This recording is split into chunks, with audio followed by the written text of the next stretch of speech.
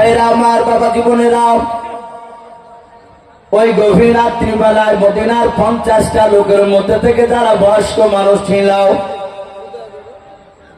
তারা বাবা সবাই মিলে বাপকে ডাক দিয়ে বলো, ভাই আমরা ফাঁকাতে চলো বেরিয়ে যাই। ওই তাম্বুরগুলোর ভিতর থেকে বাপজি বেরিয়ে গিয়ে ফাঁকা ময়দানে তারা সবাই মিলে বাপজি বসে তারা একটা মিটিং শুরু করে দিল। মদিনার বয়স্ক লোকেরা ডাক দিয়ে বলো, যুবকেরা, আমাদেরকে মক্কার বড় নেতা আবু জেহেল বলেছে ওই তাম্বুর ভিতরে নাকি পাগল ভরা আছে। সবাই মিলে বলে, হ্যাঁ আমাদের তাম্বু তো একই কথা বলেছে। ডাকে দিয়ে বললো, ভাই ও বয়স্ক লোকেরা, তোমরা কি পাগলটাকে দেখেছো? কেউ বলে নাও। যুবকদেরকে বয়স্ক লোকেরা ডেকে বলো, বাবা তোমরা কেউ কি পাগলটাকে দেখেছো? বলে নাও। যুবকেরা বলেছিল, চাচা আমরা জীবনে আজকে প্রথম এসেছে মক্কা নগরে, তাম্বুরটাকে আছি, সকালবেলা কাবা তওয়াফ করে বাড়ি চলে যাব। ওই পাগলটাকে আমরা দেখি না, আজ নাম শুনলাম। বয়স্ক লোকেরা ডাক দিয়ে বলেছিল, বাবা মক্কার বড় নেতা বলেছে রাত্রিবেলা আমরা তার কাছে না গেলে সকালবেলা নাকি পাগলটা আমাদের কাছে আসবে। ওরে যুবকেরা শুনে না, রাত্রিবেলায় তোমরা এক নাই দুই নাই 10টা যুবক তোমরা দাঁড়িয়ে যাও, কারা যাবো বললাও। ওই যুবকরা 10 জনে হাত উঁচু করে বলেছিল, চাচা আমরা যাব। বলে কি করতে হবে বলুন? বলে বাবা চুপি চুপি তোমরা পা ফেলে ফেলে তোমরা চলে যাও, এমন ভাবে পা ফেলে বাজানো পায়ের আওয়াজ ওই পাগলটা যেন শুনতে না পায়। ওরে আমার যুবক বাবারা, ওই পাগলের তাম্বুর চারিদিকে গিয়ে তোমরা উকি মেরে দেখে এসো ওই লোকটা প্রকৃতি পাগলকে নাও। যদি পাগল হয় তাহলে আগামীকাল সকালবেলায় ওই পাগলকে আমাদের তাম্বুতে আসতে দেব না। এই যুবক রেডি হয়ে যাও। 10টা যুবক বাপজি তারা রেডি হয়ে গেল। সাথে হাতে বলে, চাচা যাবো? বলে হ্যাঁ। কিন্তু বাবা যাওয়ার আগে তোমরা খালি হাতে যাবা না। বলে কেন? বলে চাচা খালি হাতে যাব না। বলে না। বলে নাও, ওই মক্কার বড় নেতা বলেছে, শুনে নাও ওই তাম্বুতে নাকি পাথর ভরা আছে পাগলটার কাছে। ওরে আমার বাবারাও, তোমরা 10 জনায় দুটো দুটো করে পাথর নিয়ে তোমরা 20টা পাথর নিয়ে চলে যাও।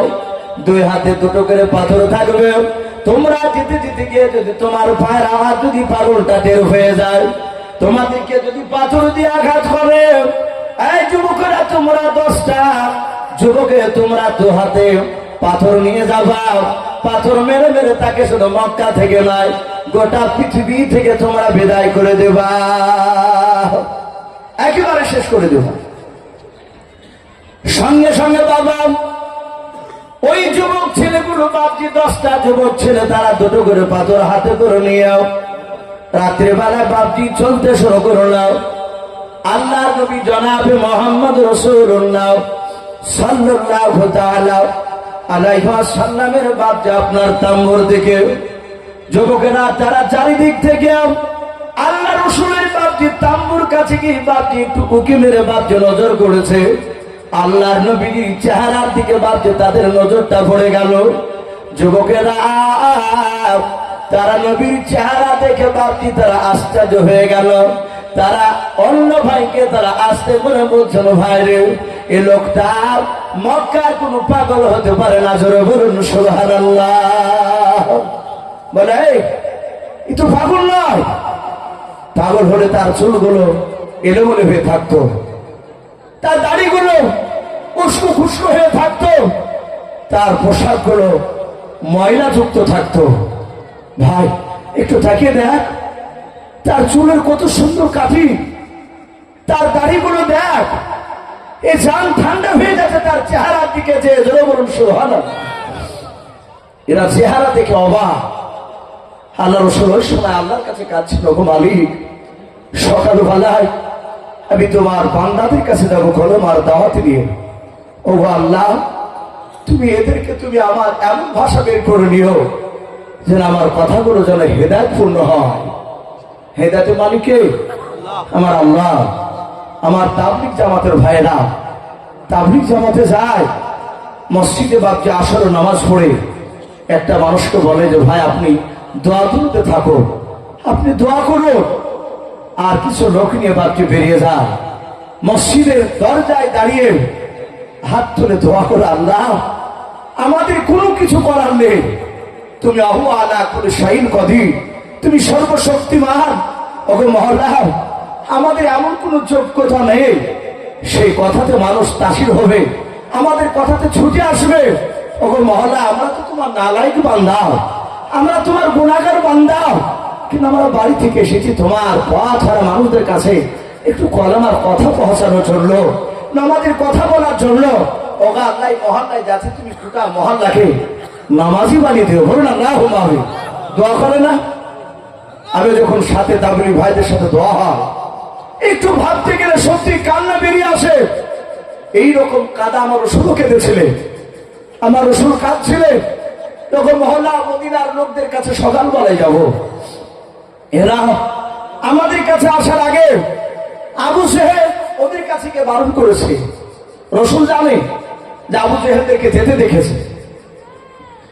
এরা বলল ভাই পাগল নয়। আবার চিন্তা করছে যে রসুলতা এই লোকটা তো কাঁদছে, এ তো কাঁদছে, নিশ্চয় কোনো ব্যথায় ব্যথিত হয়ে কাঁদছে। কিছু মানুষ আছে ভাই, দেখে একটা মানুষ আছে তার চেহারার দিকে তাকাতে ভয় করে মানুষ। একটা লোক যে বলো ভাই অমুক লোকটা নেই,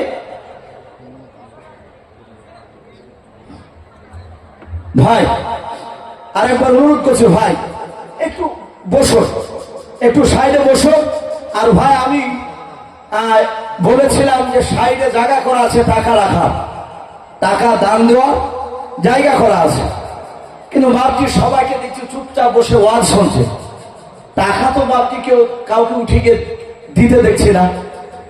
তাহলে আবার বলবে যে হুজুর এমন ওয়াজ করে গেলে একটা লোক টাকা দিতে গেল না। তাই অনুরোধ করবো ভাই আপনারা দুজন চারজন করে যাবেন আর টাকা দিয়ে চলে আসবেন। ওই সাইডে টাকা দান দেওয়ার বাক্স করা হয়েছে আলহামদুলিল্লাহ।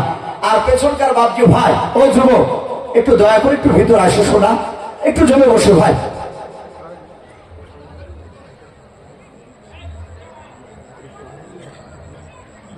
আলহামদুলিল্লাহ মাদ্রাসার যারা শিক্ষকগণ আছে আমি হুজুরদেরকে অনুরোধ করব, হুজুর আপনারা এই মাদ্রাসা যারা শিক্ষক আছে অনুরোধ করব আপনারা 9টার আগেই স্টেজে চলে আসো, যেহেতু ছাত্রদেরকে পাগড়ি পরানো হবে।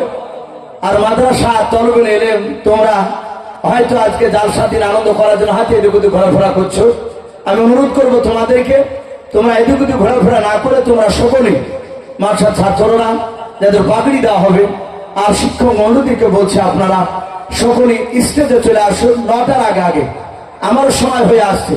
তো ভাই আমি বলছিলাম যে আল্লাহ রসুল সাল্লাল্লাহু তাআলা আলাইহি ওয়াসাল্লামের চেহারা দেখে কান্না করছে। আমি বলছিলাম কিছু মানুষের দিকে তাকিয়ে ভাই ভাই বলে ভাই অমুক লোকটা কই, বলে দেখো তো চায়ের দোকানে আছে। ছেলেটা যাই আবার ঘুরিয়ে চলে আসছে, বলে কি ব্যাপার বাবা কিছু বললে না? বলে চাষা আমার দিকে তাকিয়ে কথা বলতে ভয় লাগছে। এরকম আছে কিনা? এটা ইমানদারের লক্ষণ না, এটা ইমানদারের লক্ষণ না যে আপনাকে দেখে মানুষ ভয় পাবে। বাপজি আল্লাহ রসুলকে দেখলে ছোট ছেলে দৌড়ে গিয়ে রসুলের সাথে হাতে হাতে মুসাফা করতে, বলুন আলহামদুলিল্লাহ। কেউ ভয় করতো না, নবীকে দেখলেই দৌড়াতো। এমনকি মা কোল থেকে বাপজি দুধ খেতে খেতে পায়ে হাঁটা বাচ্চারা বলে মা একটু তাড়াতাড়ি ছেড়ে দাও, ওই দেখো নবী যাচ্ছে, নবীর সাথে একটু দেখা করে আসে, নবী আমাদেরকে খুব ভালোবাসে। সবাই হাসতো, আল্লাহ রসুলকে এত ভালোবাসতো। এরা বলল ভাই এই লোকটা যদি রাগীর হতো, এই লোকটা কাউকে মারতে পারবে না, কারণ তার চেহারা দেখে বুঝতে পারা যে লোকটা কোনো ব্যথা ব্যথিত হয়ে কাঁদছে না, এর দ্বারাই মানুষকে মারা সম্ভব নয়। এরা 10 জনায় বাপে আলোচনা শুরু করে দিয়েছিল আস্তে আস্তে। এ লোকটা পাগল নয়, এর নাম তো আমরাও জানি না, কিন্তু আবু জেহেল তো নাম বলে নাই, শুধু বলেছে পাগল। আল্লাহ রাসূল বাপকে কান্না করিতে করিতে নবীজির বাপজি কানে গিয়ে যখন আওয়াজটা ধাক্কা লেগে গেল, দরদে নবী আমার মাথাটা উঁচু করে আস্তে করে বলেন, গো তাম্মর বাইরে যুবকেরাও কারা আছো বাবা, তোমরা দাঁড়িয়ে থেকো না, দূরে কাছে চলে এসাও।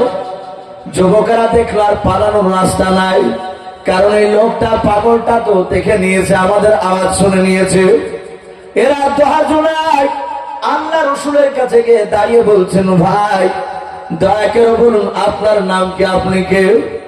আপনাকে মক্কার বড় পাগল নয়, মক্কার বড় নেতা আপনাকে বড় পাগল বলেছিল আমাদের সামনে, কিন্তু আপনার চেহারা গুলো থেকে দেখলাম, আপনার চেহারার দিকে চেয়ে দেখছে, আপনার মিষ্টি আওয়াজ শুনে দেখছে আপনি পাগল হতে পারেন নাই। আপনি দয়া করে আপনার নামটা বলুন। আল্লাহর নবী জনাবে মুহাম্মদ রাসূলুল্লাহ সাল্লাল্লাহু তাআলা আলাইহি ওয়াসাল্লাম বলেন, বাবা তোমাদের বাড়ি কি মক্কা নগরে নয়? বলে নাও। তোমাদের বাড়ি তায়েফ নগরে নয়? বলে নাও। তোমাদের বাড়ি ওই মদিনায়? বলে হাও। ডাক দিয়ে রাসূল বলে, তোমাদের কাছে আবু জাহেল গিয়েছিল, রাত্রি বেলায় বারণ করেছিল? বলে হাও। তোমাকে পাগল বলেছে, তাই আমরা লুকিয়ে দেখতে এসেছিলাম। আল্লাহ নবীজির বাপজি কথা আলোচনা শুরু করে দিলেন। এরা 10 জনায় বিশ্ব নবীর কথা শোনার পর তারা বাবা থমের মতো হয়ে দাঁড়িয়ে, তারা আল্লাহর নবীজির সব কথাগুলো শুনে তারা সাদা হাতে কলমা পড়ে ঈমান আনলো। জোরে বলুন সুবহানাল্লাহ।